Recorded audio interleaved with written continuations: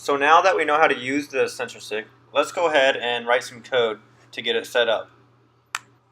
So the first thing we needed to do is include that wire library, which I did in Sketch options.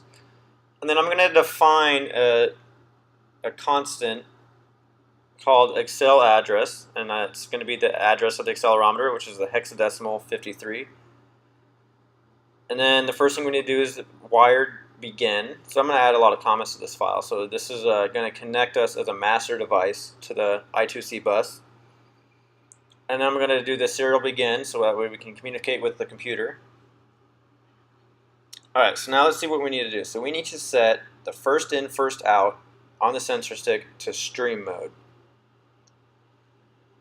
And then the first in, first out control register had an address of hexadecimal 38.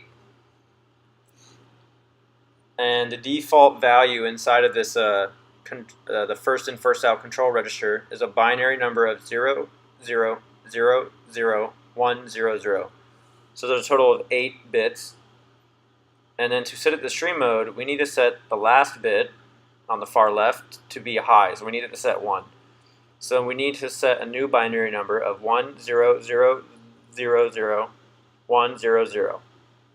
Alright, so let's go ahead and write the code to do that. So we need wire.begin transmission. So we're going to start talking to the sensor stick. So we need to write in the accelerometer address. Alright, and then we're going to wire.write. So now we're going to queue up some bytes. So I'm going to send it the address of the control register for the first and first out. And then I'm going to send it the new binary number that we want to write in that register. So then I'm going to end the transmission to send it. Alright, so now what do I need to do? So now that first and first out is enabled, now we need to enable the measurement mode. And we need to do this in the power control register, which has an address of hexadecimal 2D. So the default value in the power control register is set to binary 0000. And so to set measurement mode, we need to set bit number 4 high.